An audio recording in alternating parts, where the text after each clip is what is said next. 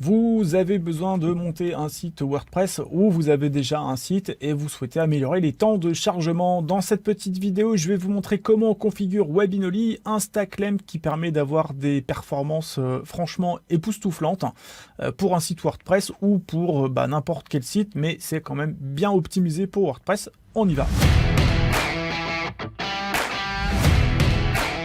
Bonjour, je suis Charles Ameni, Webmaster Freelance chez GDM Pixel et dans cette petite vidéo, je vais vous montrer comment configurer Webinoly, un stack LEMP développé par un développeur mexicain, Christian Martinez Ochoa. Vous allez voir que ça va vous permettre d'avoir des performances vraiment top. Donc si vous ne l'avez pas regardé, je vous renvoie à la vidéo où on installe Webinoly. Il y a une ligne de commande à rentrer. Je vous renvoie également à la vidéo où on installe et on configure un VPS SSD qu'on a commandé au préalable chez OVH. Et donc tout ça sur une connexion SSH sécurisée pour être plus tranquille. Donc on y va.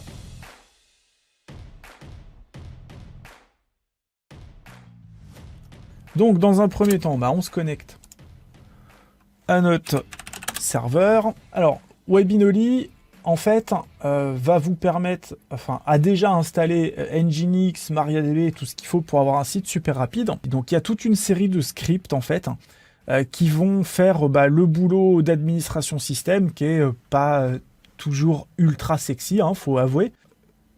Je vous invite à parcourir tout ça en détail parce qu'il y a quand même pas mal de petites options. Et de temps en temps, ça fait pas de mal de revenir dessus parce que ça arrive qu'il y ait des petites modifs. Donc voilà, vous êtes en cours, en train de faire une démo, puis vous faites un truc et ça marche pas. Et en fait, ça marche pas parce qu'il y a une option qui a été rajoutée et puis vous l'aviez pas rentrée parce qu'elle n'était pas là avant. Et du coup, voilà.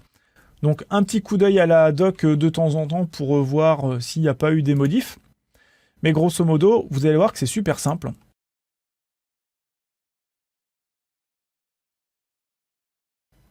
Par exemple, là, ce que je veux faire, c'est installer un nouveau site sur le domaine de test que je vais utiliser, qui est www.gdm.one. Donc, je vais tout de suite sur site. Et donc là-dedans, j'ai des lignes de commande que je peux copier-coller, mais c'est plus intéressant quand même de regarder ce qu'on va faire. Donc ce que je veux, moi, c'est créer un nouveau site sur www.gdm.one. Je veux que ce soit un site WordPress, donc je vais rajouter cette option WP. Et donc là-dessous, vous avez la ligne de commande complète pour personnaliser un petit peu votre installation, puisque si vous rentrez juste WP, il va utiliser la configuration par défaut, et donc vous ne pourrez pas choisir l'adresse de votre base de données, le nom de la base, le nom de l'utilisateur, ce genre de choses. Bon, franchement, c'est pas forcément super utile, mais on peut avoir envie de faire un truc personnalisé. Bon, dans mon cas, ça me va très bien d'avoir un fichier de configuration qui soit généré par le système, ça ne m'empêchera pas de dormir. Donc je vais faire site www.gdm.one -wp et puis je vais rajouter une autre option qui est cache. Voilà, et je fais tout simplement entrer. Donc là, il y a un script qui est en train de s'exécuter en tâche de fond. Il me dit qu'il a installé le plugin Nginx Helper sur la machine. Il me dit qu'il a installé le plugin Redis Object Cache et il me dit qu'il a bien créé le domaine www.gdm.one.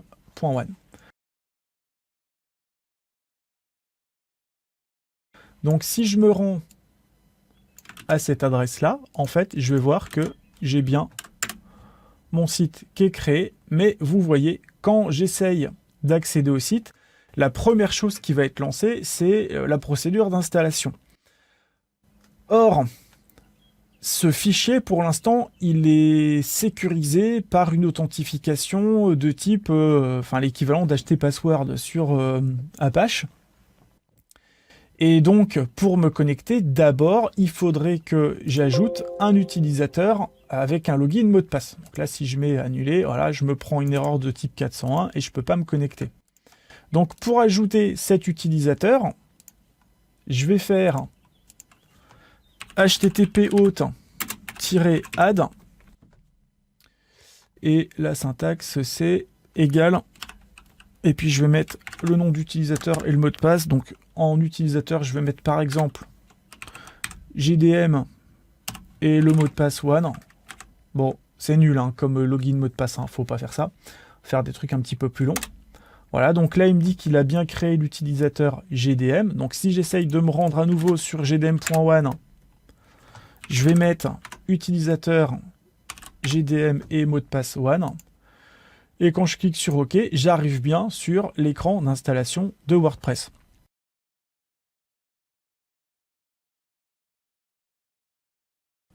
À chaque fois que vous essayerez d'aller sur WP Admin, eh ben vous aurez ce login mot de passe. C'est quand même un petit peu chiant. Donc du coup, ce qu'on va faire, c'est qu'on va whitelister l'IP depuis laquelle on essaye de se connecter. Et cette IP, elle échappera à ce processus d'authentification.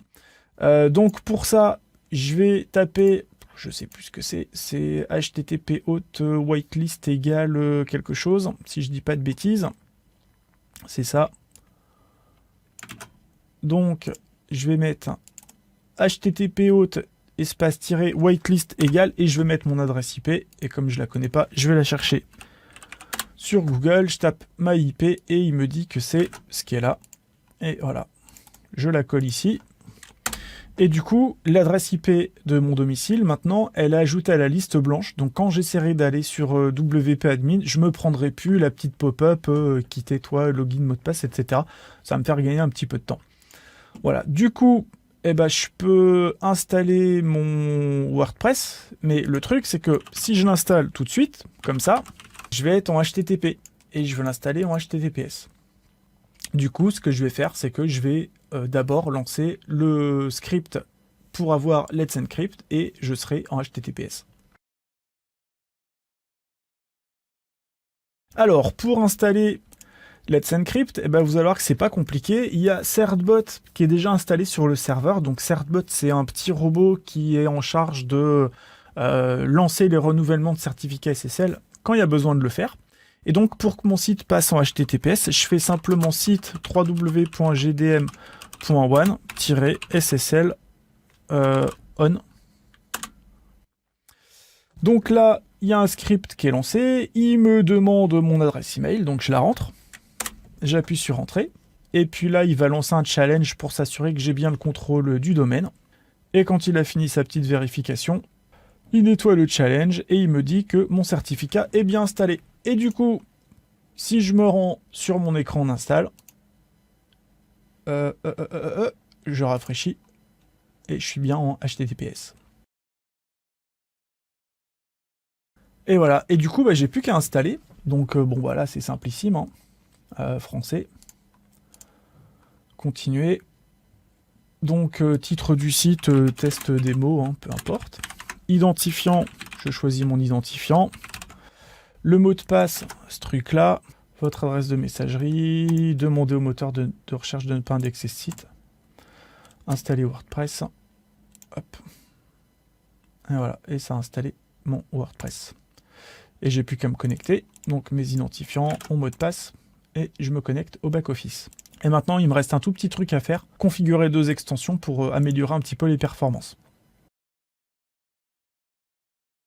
Donc, on n'a plus que 2 trucs à configurer dans les extensions. Vous voyez que ici on a Nginx Helper et Redis Object Cache. Donc, on va activer Nginx Helper. Et on va aller dans Settings. On va activer la purge du cache. Donc, vous laissez caching méthode sur Nginx FastCGI Cache. Vous laissez la config par défaut. Vous cliquez sur Save All Change. Et ici, vous voyez, il y a une méthode de purge qui s'est rajoutée et vous choisissez Delete Local Server Cache File. Donc, vous avez un cache côté serveur.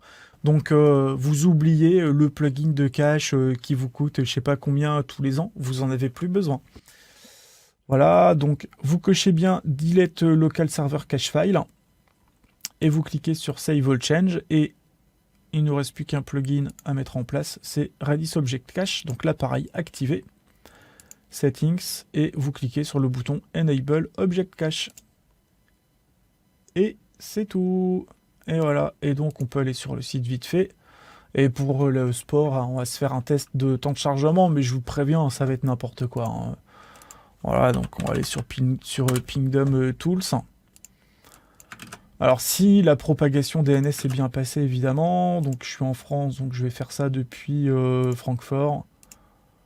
Bon, après, il faut relativiser, on est sur un thème de base, il n'y a pas de contenu, donc c'est normal, hein, qu'on ait des temps de chargement faibles, mais quand même, quoi. Là, je veux dire... voilà. Et je suis bien sur mon site, hein, parce que là, j'ai bien du WP Content, du WP quelque chose. Alors, oui, la page, elle pèse rien, oui, il n'y a pas de requête, machin, donc oui, mais quand même, quoi, 177 millisecondes pour tout ça. Et moi, ce qui m'intéresse surtout ici, c'est d'avoir un TTFB, un Time to First Byte super short. Vous voyez, là, mon wait, il a 60 millisecondes. Donc là, il y a vraiment de la nervosité, hein, côté serveur. En fait, quand... vous les voyez plus, les temps de chargement. Même sur mon site, hein, qui est quand même assez lourd, mes temps de chargement, je les vois pas, quoi. Et ma homepage, elle charge en 600 millisecondes, alors qu'elle fait 1 méga 4, je crois, un truc comme ça. Donc, bon, voilà. C'est vraiment le genre de performance que vous allez pouvoir atteindre avec cette solution.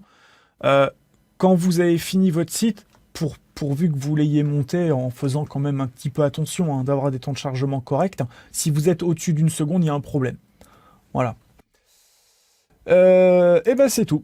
Donc dans la prochaine vidéo, ce qu'on va faire, c'est qu'on va rajouter 2-3 petits trucs là-dessus pour gratter encore un petit peu au niveau des temps de chargement. On va pas gagner énormément, mais on va gagner encore un petit peu.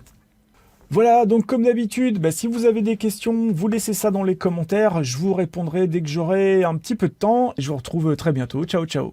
Vous avez aimé cette vidéo et cherchez d'autres ressources pour créer ou référencer votre site? Inscrivez-vous à la chaîne et retrouvez tous nos guides sur gdmpixel.fr.